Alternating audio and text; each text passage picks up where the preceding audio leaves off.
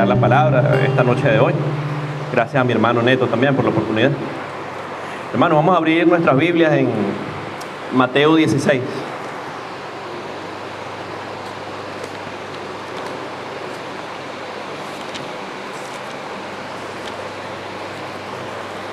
Mateo 16, versículo 26.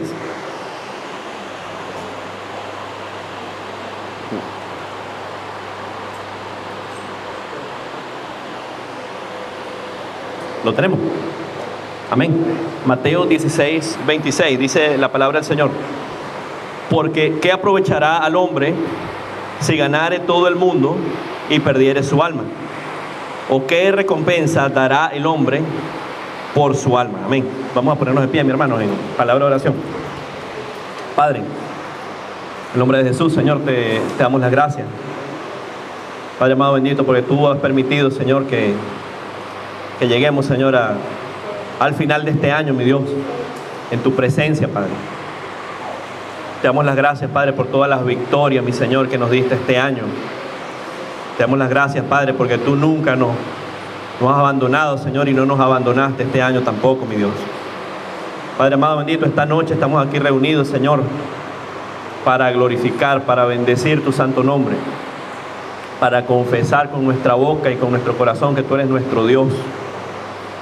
Padre amado bendito, en esta hora, mi Señor, te pido que hable, Señor, por medio de mi boca. Que esta palabra, Señor, sea para poner en alto, Señor, tu nombre y para edificar a mis hermanos, Señor. En el nombre poderoso y bendito de nuestro Señor Jesucristo decimos amén y amén.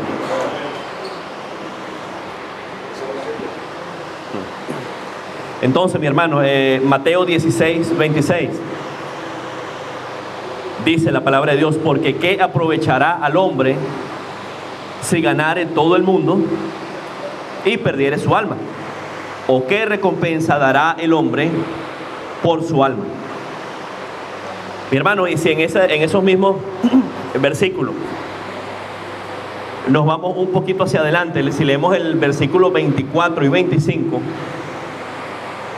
fíjense lo que dice la palabra. Mateo 16, 24 dice la palabra de Dios.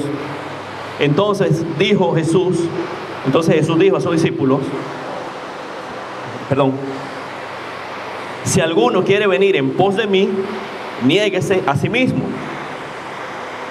y tome su cruz y sígame, porque todo el que quiera salvar su vida la perderá, y todo el que pierda su vida por causa de mí la hallará. Entonces esto está justo antes del versículo 26 que leímos al comienzo. Entonces el Señor dice cosas bien importantes ahí. Dice primeramente, ¿verdad? Si alguno quiere venir en pos de mí, es decir, si alguno quiere ser un verdadero cristiano, tiene que hacer eso. Dice primeramente el Señor, niéguese a sí mismo. Niéguese a sí mismo. ¿Y qué es negarse a sí mismo, hermano? En el mundo, todo el mundo vive para sí mismo. Primer lugar yo, segundo lugar yo, tercer, cuarto, quinto, décimo lugar yo. Todo para mí. Y uno mide su felicidad en el mundo, y uno mide su prosperidad, su tranquilidad, ¿verdad?, en base al progreso individual que tiene cada persona. Y uno hace todo para sí mismo. Uno busca su bienestar, uno busca su gloria individual, su beneficio personal en el mundo.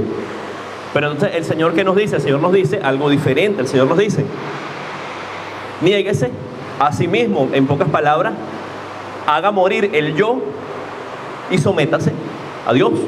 Amén. Luego dice también, ahí mismo en el versículo 24, tome su cruz y sígame. Tome su cruz y sígame. Entonces eso se refiere a que siguiendo a Cristo Jesús vamos a pasar penuria, vamos a pasar dificultades. Entonces el Señor nos invita a soportar todo lo que sea pesado, todo lo que sea gravoso, todo lo que sea dificultoso en el camino, ¿verdad?, para servir a Cristo Jesús. Luego en el versículo 25 Dice la palabra, todo el que quiera salvar su vida, la perderá. Y eso se refiere, ¿verdad?, al mundo terrenal. Todo el que quiera salvar su vida, todo el que ponga toda su fuerza en las cosas del mundo y no tenga al Señor, va a perder su vida. Es decir, puede ser que la vida terrenal le vaya muy bien, pero esta es una vida que sabemos que es pasajera, es algo temporal, pero la vida eterna no la va a tener. Y por el contrario, fíjense lo que dice el versículo 25, todo el que pierda su vida por causa de mí, la hallará. Todo el que pierda su vida por causa del Señor, la hallará. ¿Qué hallará? La vida eterna, que es en Cristo Jesús. Amén, ¿verdad? Alabado sea el nombre de Cristo. Entonces, en ese sentido, ¿verdad?, en ese contexto está el versículo que leímos al comienzo, que aprovechará al hombre si ganare todo el mundo, pero perdiere su alma. Si ganare todo el mundo y perdiere su alma, hermano, y eso le ha pasado a muchas personas. El mundo está lleno de personas así. Piense, por ejemplo, en los mejores deportistas del mundo que hay. Los deportistas que ganaron todos los millones de dólares, que anotaron todos los goles, que batearon 40 jonrones todas las temporadas en Major League Baseball, que están en el Hall de la Fama, que sus nombres están inscritos en la historia, en las enciclopedias, pero tristemente no están inscritos en el libro de la vida, ¿verdad? Y ese es el caso de muchas personas. Ese es el caso de muchas personas. ¿Qué aprovechará el hombre si ganara el mundo, si tuviera el mundo a sus pies? ¿Verdad? Pero va a perder su alma. ¿De qué le aprovecha? De nada, ¿verdad? Amén. Entonces, mi hermano, es cuestión de poner las cosas en una balanza. Por un lado, ¿verdad?, están las cosas del mundo, que son efímeras, que se acaban rápido, que son pasajeras. Y por otro lado de la balanza están las cosas de Dios, que son duraderas, que perduran, ¿verdad?, para siempre. Hermano, pero esto es fácil decirlo. No me puedo parar aquí y decirle, no, sí, concentre todo su esfuerzo en el Señor. Es fácil decirlo, pero es difícil vivirlo, es una realidad difícil. Hermano, porque vivimos en un mundo terrenal también. Vivimos en un mundo terrenal y tenemos necesidades que cubrir, ¿verdad? Tenemos deudas que pagar, los biles, el agua, la electricidad, el arriendo, la comida, la ropa, en fin, todas las cosas, ¿verdad? Necesitamos cubrir todas nuestras necesidades. Y es duro, mi hermano, cada día se pone más dura la cosa. Y en ese momento vienen las dudas, vienen las preocupaciones, los afanes a nuestra vida. Pero en ese momento, hermano, es que tenemos que recordar esa palabra: que aprovechará al hombre si ganara el mundo, pero perdiere su alma. Hermano, y con esta predicación pasó algo bien interesante. Porque cuando mi hermano Neto me preguntó que si podía predicar el día de hoy, el Señor me daba este versículo de Mateo 16, 26. Y luego de eso, por todos lados, hermano, por unas predicaciones en internet, en la palabra, por todas partes que mi esposa y yo leíamos, aparecía Eclesiastés, Eclesiastés, Eclesiastés, Eclesiastés por todos lados. Y eso, hermano, yo creo que fue una confirmación de la palabra que el Señor tenía para hoy. ¿Y a qué se refiere eso? Pues eso se refiere respecto al tema que estamos conversando, ¿verdad? De que aprovechará al hombre si gana el mundo pero pierde el alma. El mejor ejemplo de esto es Salomón. El mejor ejemplo de esto es Salomón. Salomón fue el rey de Israel que durante su mandato, el reino de Israel vivió el esplendor más grande, la riqueza más grande, la prosperidad más grande. Fue tanto así que ni guerra hubo. Fue un periodo de paz, un periodo de tranquilidad, de mucha prosperidad. Pero ahora la pregunta está, ¿de qué le sirvió a Salomón toda esa riqueza? ¿Qué le pasó a Salomón? Vayamos un momentico a Primera de Reyes 10. Primera de Reyes 10. Vamos a leer los versículos del 14 al 25.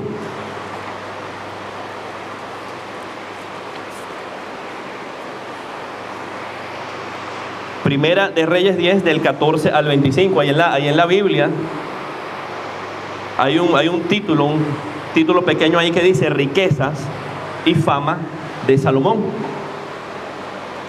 Primera de Reyes 10 del 14 al 25. ¿Lo tenemos? Amén. Dice la palabra del Señor: el peso del oro que Salomón tenía de renta cada año era 666 talentos de oro, sin lo de los mercaderes y lo de la contratación de especias y lo de todos los reyes de Arabia y los príncipes de la tierra. Hizo también el rey Salomón 200 escudos grandes de oro batido, 600 siclos de oro gastó en cada escudo. Asimismo hizo 300 escudos de oro batido, en cada uno de los cuales gastó 3 libras de oro, y el rey los puso en la casa del bosque del Líbano. Hizo también el rey un gran trono de marfil, el cual cubrió de oro purísimo. 6 gradas tenía el trono, y la parte alta era redonda por el respaldo, y a uno y otro lado tenía brazos cerca del asiento, junto a los cuales estaban colocados 2 leones. Estaban también 12 leones puestos allí sobre las 6 gradas, de un lado y del otro. En ningún otro reino se había hecho trono semejante.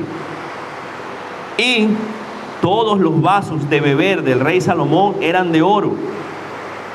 Y asimismo toda vajilla de la casa del bosque del Líbano era de oro fino, nada de plata, porque en tiempo de Salomón no era apreciada, porque el rey tenía en el mar una flota de naves de Tarsis con la flota de Irán.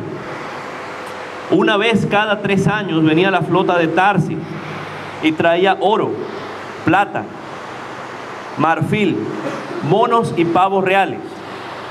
Así excedía el rey Salomón a todos los reyes de la tierra en riquezas y en sabiduría. Toda la tierra procuraba ver la cara de Salomón para oír la sabiduría que Dios había puesto en su corazón, y todos le llevaban cada año sus presentes: alhajas de oro y de plata, vestidos, armas, especias aromáticas, caballos y mulos. Amén. Entonces, mis hermanos, la palabra nos describe un hombre que materialmente se puede decir que tenía de todo. Tenía de todo. Fíjese ahí en el versículo 14 dice: el peso del oro que Salomón tenía de renta cada año era 666 talentos de oro. Hermano, un talento más o menos equivale a 21.6 kilos. Multiplique 21.6 kilos por 666, eso le va a dar una cantidad inmensa. Toneladas de oro al año. Yo saqué la cuenta en la casa, se me olvidó de memoria, algo así, creo que era como 13 y pico de toneladas de oro al año, si mal no recuerdo. Una riqueza enorme. Para que tenga una idea, hermano, en la compañía donde yo trabajo, una vez fueron a hacer un trabajo ahí en una mina, por cerca de Alice Springs. Y en esa mina sacaban más o menos diario como 3 kilos de oro. Bueno, si usted multiplica 3 kilos por 30 y lo lleva a un año, eso le va a dar como 1 tonelada, algo así. Bueno, Salomón tenía 13 toneladas al año, una riqueza increíble. La palabra nos habla del trono de Salomón, una cosa impresionante. El trono era de marfil, que el marfil de por sí es valioso. Sin embargo, Salomón lo hizo recubrir de oro. Imagínense. Tal riqueza se vivía en aquella época que dice la palabra que no había nada de plata. La plata era considerado poco, era considerado de poco valor. Todo era de oro. El rey tanto era así que hasta tenía una flota de barcos, y dice una flota de naves de Tarsis. Tarsis es lo que es actualmente España. Y le traían de todo, hasta animales, hasta pavos reales le traían, todo. Dice la palabra incluso que toda la tierra procuraba ver la cara de Salomón para oír la sabiduría que Dios había puesto en su corazón. Es decir, que era un hombre que lo tenía prácticamente todo lo tenía.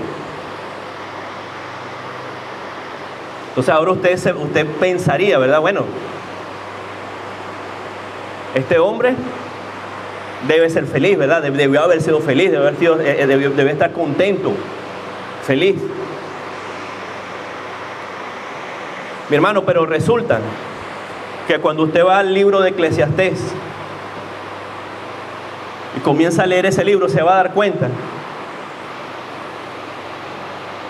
de que lo que usted encuentra allí es un hombre que estaba como cansado de la vida, aburrido de la vida, fastidiado de la vida, que no le conseguía sentido a la vida, a pesar de la riqueza. A pesar de la riqueza, él no le veía sentido a las cosas de la vida. Entonces vamos a ver ahora allí en Eclesiastés 1.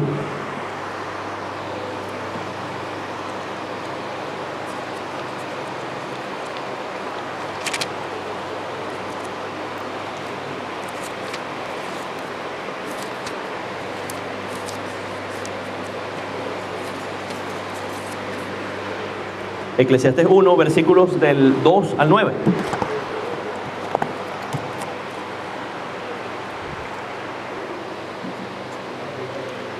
Lo tenemos, amén. Eclesiastés 1, versículos del 2 al 9, dice la palabra del Señor. Eclesiastés 1, del 2 al 9. Vanidad de vanidades, dijo el predicador. Vanidad de vanidades, todo es vanidad. ¿Qué provecho tiene el hombre de todo su trabajo con que se afana debajo del sol? Generación va, generación viene, mas la tierra siempre permanece. Sale el sol y se pone el sol, y se apresura a volver al lugar de donde se levanta. El viento tira hacia el sur y rodea al norte. Va girando de continuo y a sus giros vuelve el viento de nuevo. Los ríos todos van al mar y el mar no se llena. Al lugar de donde los ríos vinieron, allí vuelven para correr de nuevo.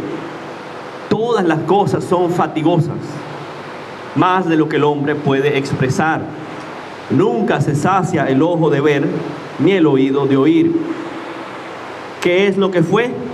Lo mismo que será. ¿Qué es lo que ha sido hecho? Lo mismo que se hará. Y nada hay nuevo debajo del sol. Entonces fíjense lo que pensaba Salomón de la vida. Salomón comienza diciendo: vanidad de vanidades, dijo el predicador. Vanidad de vanidades, todo es vanidad. Ahora, cuando Salomón habla de vanidad, Él no se refiere a que vanidad como cuando una persona vanidosa, una persona que es jactanciosa, no.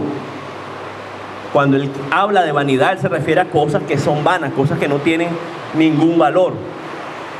Cosas que no tienen ningún valor. Él dice que todo es vanidad. Fíjense que él dice, generación va, generación viene, mas la tierra siempre permanece. Sale el sol y se pone el sol y se apresura a volver al lugar de donde se levanta. Los ríos todos van al mar y el mar no se llena. El lugar de donde los ríos vinieron, allí vuelven para correr de nuevo. Es decir, lo que Salomón describe es que todo es una repetición, todo es cíclico. Como dice él al final, allá en el versículo 9, lo mismo que es lo que ha sido hecho, lo mismo que se hará, y nada hay nuevo debajo del sol. Es decir, nada hay nuevo en la tierra, todo es una repetición, todo es un ciclo. Y para él todo era vanidad. Entonces esto era lo que él tenía en su corazón. Él estaba cansado, fastidiado de la vida. Entonces, Salomón trata de conseguir contentamiento en la sabiduría. Entonces vamos a ver ahí en el Eclesiastés 1, los versículos 16 y 18. En la sabiduría, Salomón trató de conseguir contentamiento. Vamos a ver Eclesiastés 1, versículos 16 al 18. ¿Lo tenemos? Amén, dice la palabra de Dios.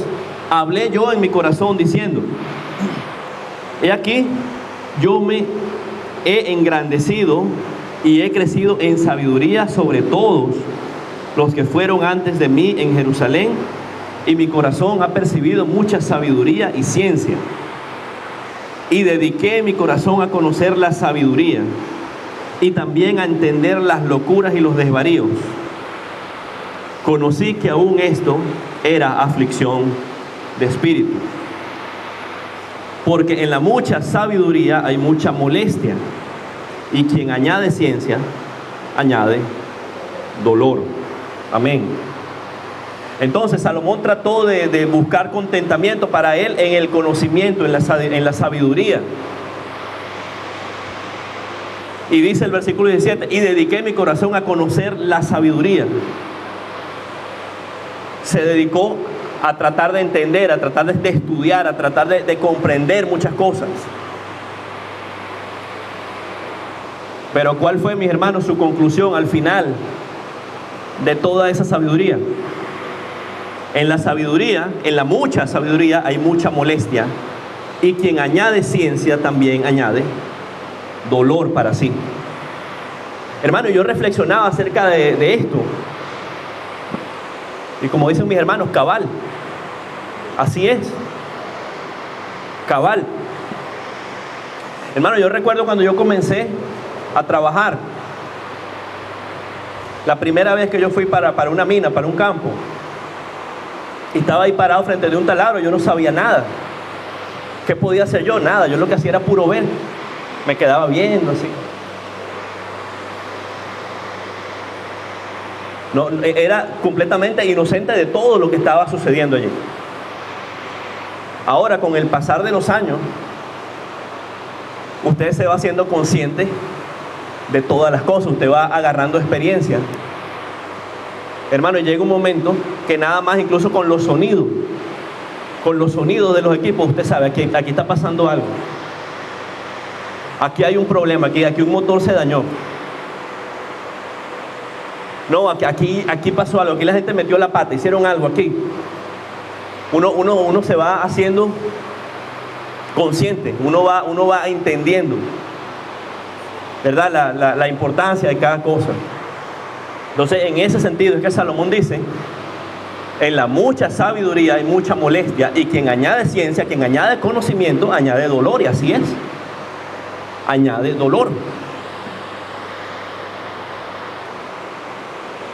Ahora, también Salomón trató de conseguir la felicidad en las riquezas. En las riquezas, veamos Eclesiastés 2. Eclesiastés 2, los versículos del 2 al 11.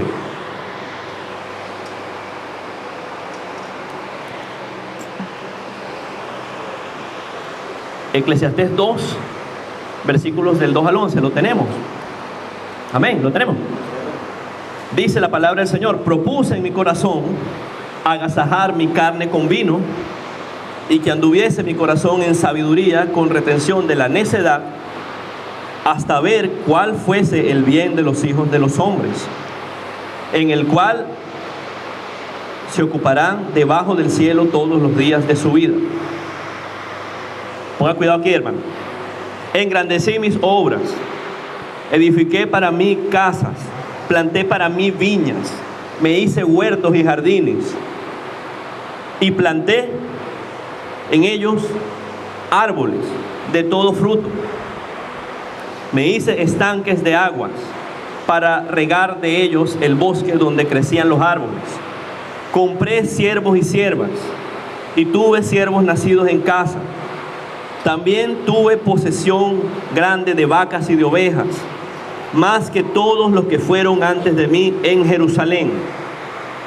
Me amontoné también plata y oro, y tesoros preciados de reyes y de provincias. Me hice de cantores y cantoras, de los deleites de los hijos de los hombres, y de toda clase de instrumentos de música. Y fui engrandecido y aumentado más que todos los que fueron antes de mí en Jerusalén. A más de esto, conservé conmigo mi sabiduría. Versículo 10 es importante, hermano, escuche. No negué a mis ojos ninguna cosa que desearan, ni aparté mi corazón de placer alguno, porque mi corazón gozó de todo mi trabajo, y esta fue mi parte de toda mi faena. Miré yo luego todas las obras que habían hecho mis manos y el trabajo que tomé para hacerlas, y he aquí, todo era vanidad y aflicción de espíritu, y sin provecho debajo del sol. Entonces, mi hermano, fíjese, Salomón trató de conseguir la felicidad en la riqueza. Estos versículos que acabamos de leer dan testimonio de todo lo que tuvo Salomón. Él habla de que edificó casa, de que tuvo siervos y siervas, tuvo esclavos, de vacas, de ovejas, de oro, de instrumentos de música.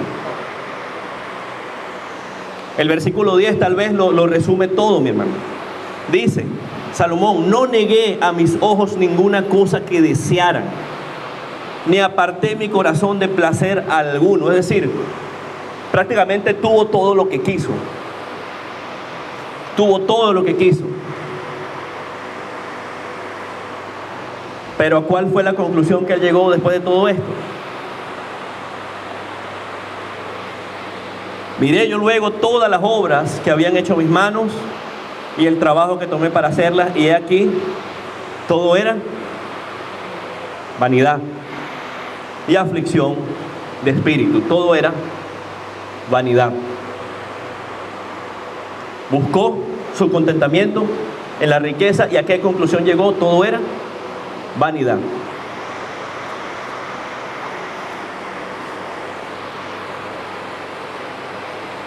Hermano, y yo recuerdo también, hace unos años atrás, mi esposa y yo conocimos a un hombre, a un muchacho, bueno, tendrá unos 40 y pico de años, unos 42, 43. Y este hombre ha trabajado toda su vida en cuestiones de petróleo. Y toda su vida ha tenido buenos trabajos, toda su vida ha ganado buen dinero. Este hombre se fue a trabajar incluso al Medio Oriente. Este hombre hizo tanto dinero que se regresó para Australia, para acá, para Brisbane, y pudo dar un depósito de una casa, una cosa astronómica, como $400,000. Nadie hace eso. ¿Quién puede hacerlo? Nadie. Él lo hizo. Este hombre se compró un caravan de contado. ¿Quién puede hacer eso? Nadie. Este hombre tenía o tiene el súper trabajo,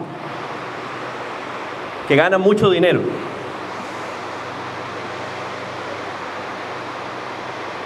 Pero no es feliz. A pesar de todo eso, se vivía quejando. Porque en su trabajo alrededor, toda la gente que lo rodeaba era horrible. Se quejaba porque tenía que agarrar el bus para ir a la city, al trabajo, todos los días, y eso era cansón.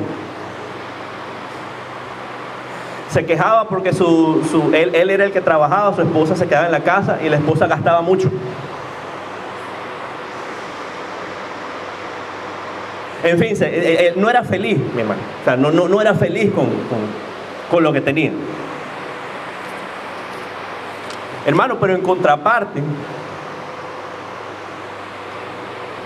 yo he escuchado hermanos en Cristo que me han dicho: bueno, hermano, yo llegué a este país hace 20, 25 años y desde que yo llegué, lo que he hecho es trabajar limpiando, de cleaner.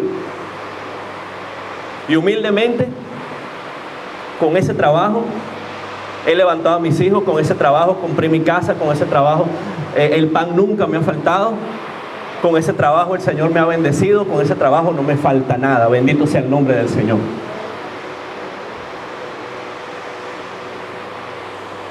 Con un trabajo sencillo, todo el Señor se lo ha dado. Todo. Entonces fíjese, mi hermano, lo que dice Eclesiastés 2:24.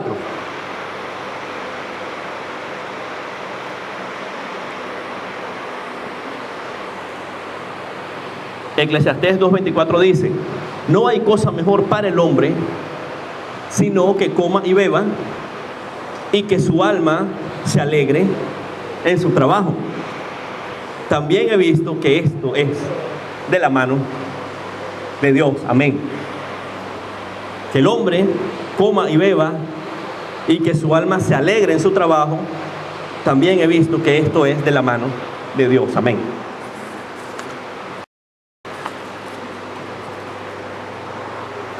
Hermano, y si usted sigue leyendo, si usted lee el libro de Eclesiastés completo, en su casa léalo. Al final, en el versículo 12, concretamente Eclesiastés 12:13, fíjese la conclusión a la cual llega Salomón.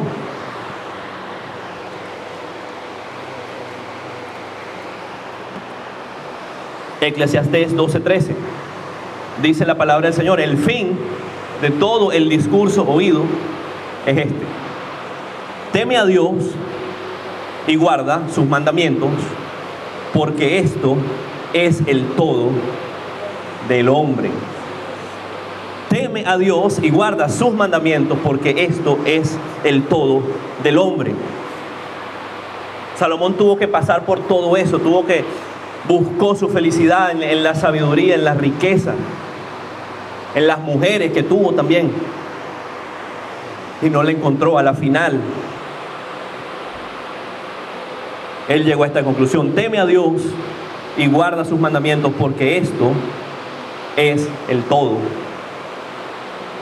del hombre. Esto es el todo del hombre. Hermano, ¿de dónde quiero llegar con todo esto? Siempre, mi hermano, cuando uno llega al final del año y al comienzo de un nuevo año, siempre es típico, ¿verdad? Que uno tiene anhelos y uno tiene metas y uno tiene deseos, cosas, ¿verdad? Por cumplir. Y uno primeramente se los pone al Señor y el Señor lo va a ayudar y todo eso, ¿verdad? Y es bueno pedirle al Señor, ¿verdad? Es bueno pedirle al Señor, hermano, y hay cosas, incluso que son cosas materiales que no son caprichos, son necesidades. Por ejemplo, en este país que todo es tan lejos, tener un medio de transporte, eso es una necesidad, ¿verdad? Por ponerles un ejemplo. Tener un techo es una necesidad. Tener un computador, si usted lo usa, eso es una necesidad también. Y está bien, gloria a Dios, eso es bueno. Ponerle al Señor todas nuestras necesidades materiales, ¿verdad? Ponérselas al Señor.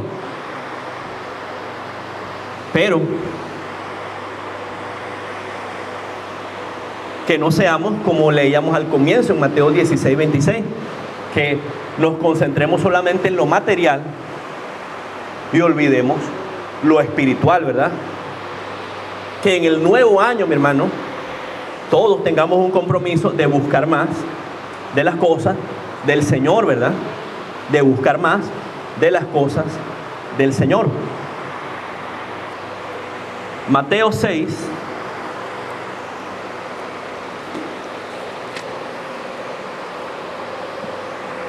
Mateo 6, 19 al 21.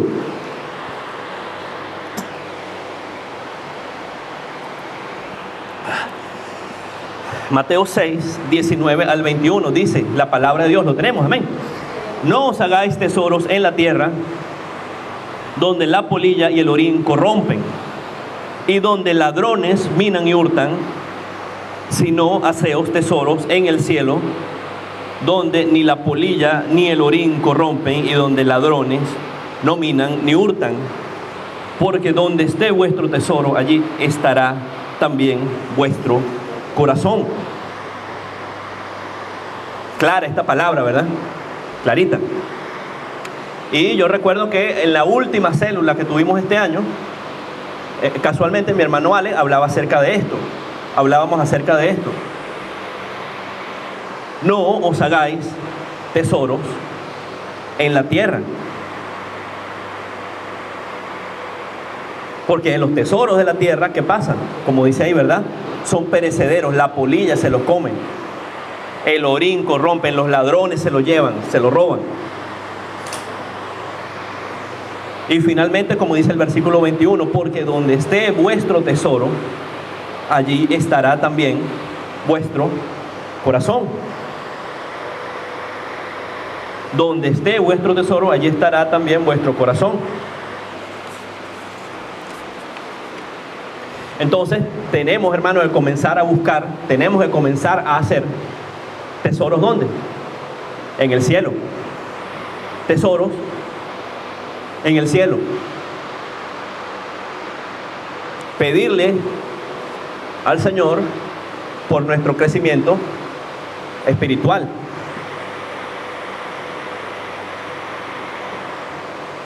Necesito algo, necesito un vehículo. ¿Cómo no? Gloria a Dios, sí, vamos a ponerlo en oración.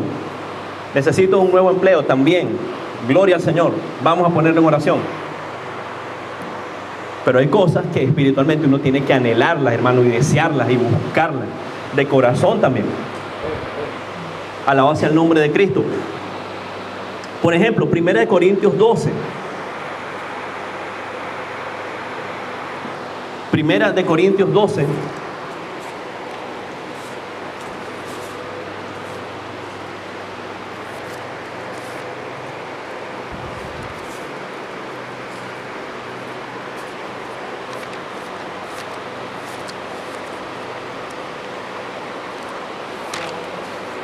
Primera de Corintios 12, del 7 al 11.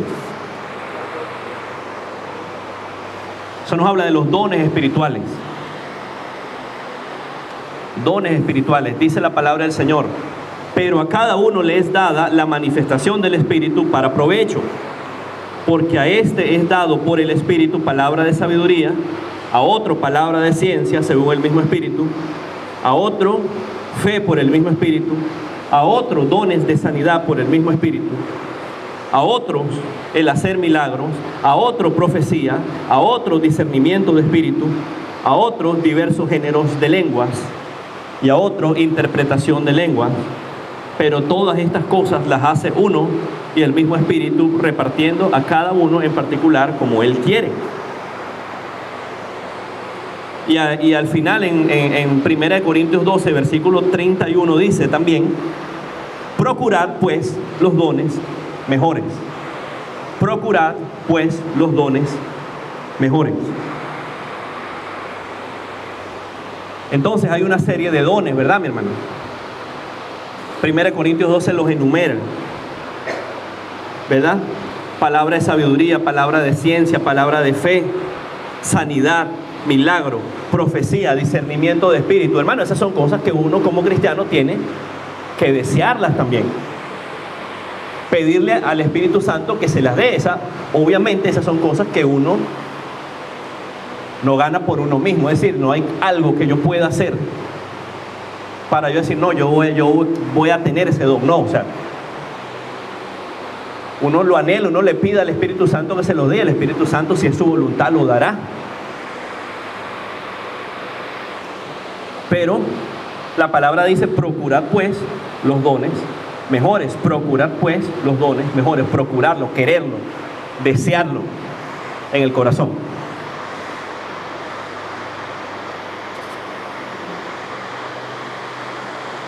Y esos dones son para glorificar el nombre de Dios, ¿verdad? Para glorificar el nombre de Dios. Otra cosa, mi hermano.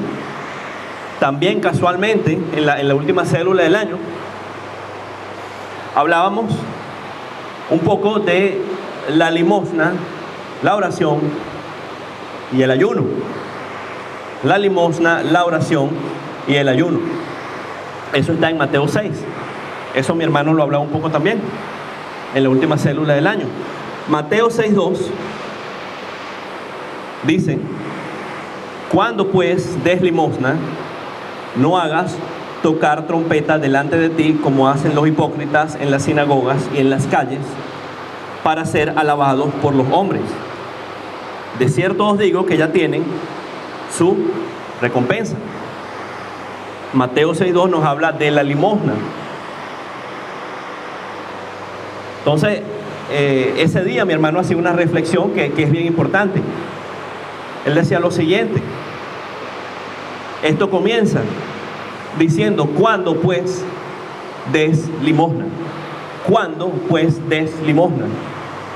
Y el que habla es nuestro Señor Cristo Jesús. Cuando el Señor dice, cuando pues des limosna, como decía mi hermano, como él explicaba, esto quiere decir que el Señor está esperando que uno dé limosna. El Señor está esperando que uno dé limosna. ¿Y a qué se refiere dar limosna? Limosna se refiere a que uno, en la medida de sus posibilidades, uno tiene que ayudar al necesitado, ¿verdad, hermano? De que uno tiene que ayudar al desvalido, al que no puede.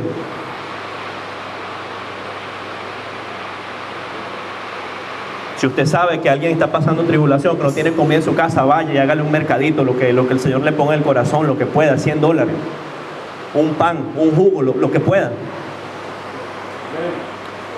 Pero fíjese lo que dice la palabra entonces: cuando des limosna, es decir, tenemos que dar limosna, no hagas tocar trompeta delante de ti.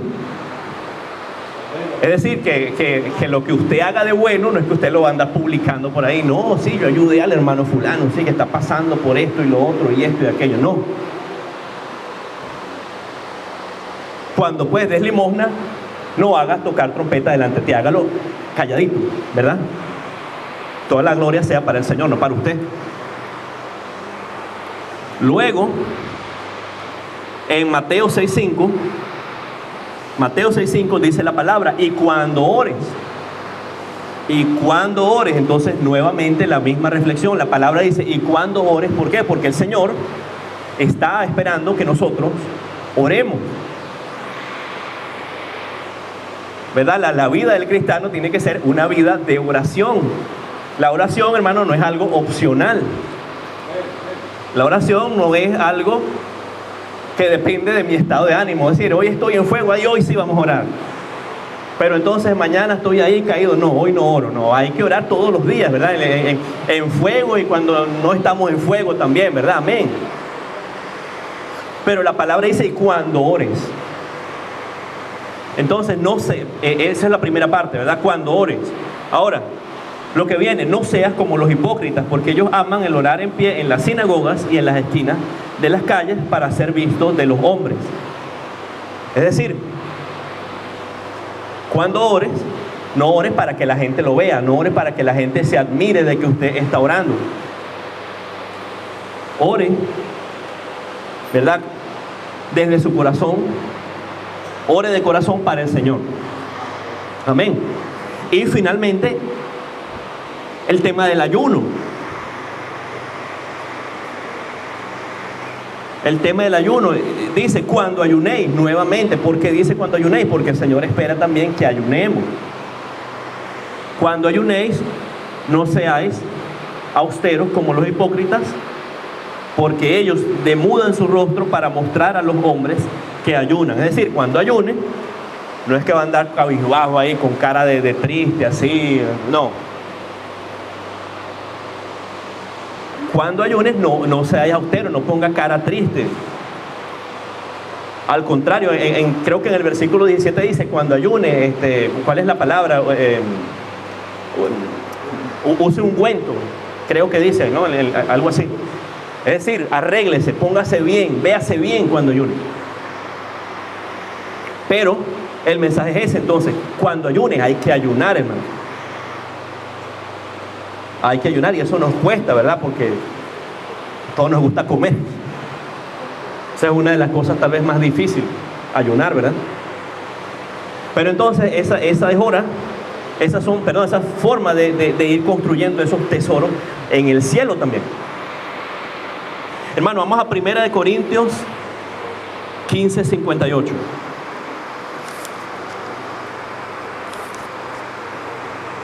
Primera de Corintios 15:58. Hermano, este versículo estaba en el aniversario de la iglesia de Betel de este año. Lo pusieron en los libritos que entregaron. Y de verdad que me pareció muy bonito. Fíjense lo que dice, 1 Corintios 15:58. Así que, hermanos míos amados, estad firmes y constantes, creciendo en la obra del Señor siempre, sabiendo que vuestro trabajo en el Señor no es en vano, sabiendo que nuestro trabajo en el Señor no es en vano. Versículo muy bonito, hermano, porque nos dice varias cosas.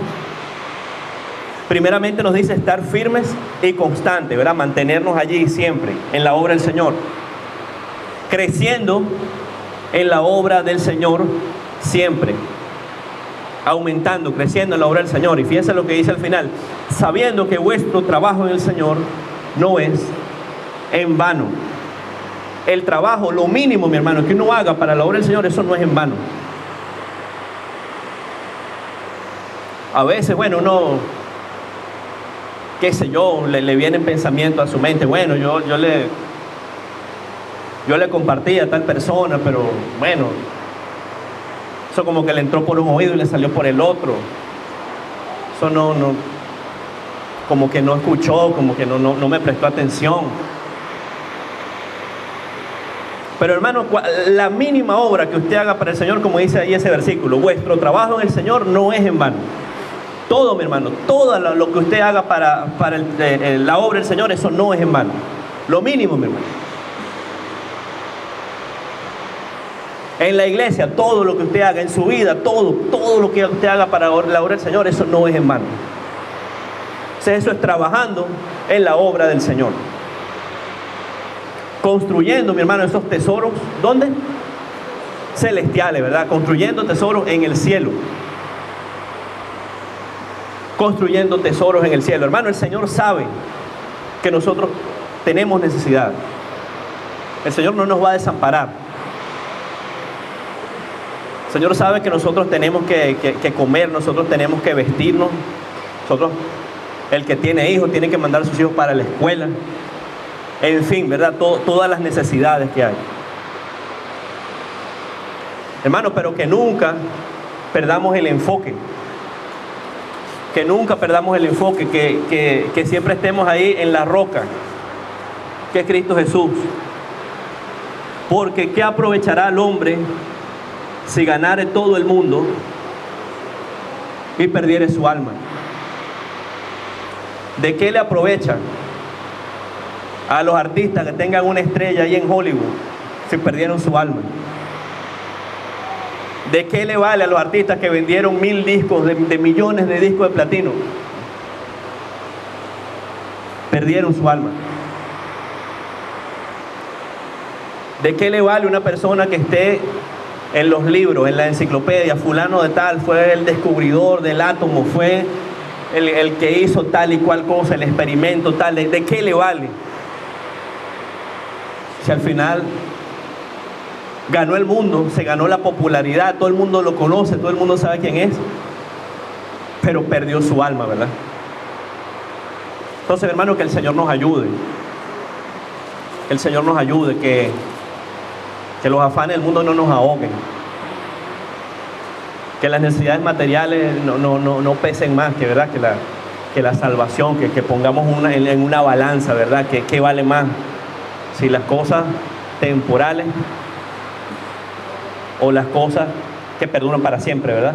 En Cristo Jesús. Amén.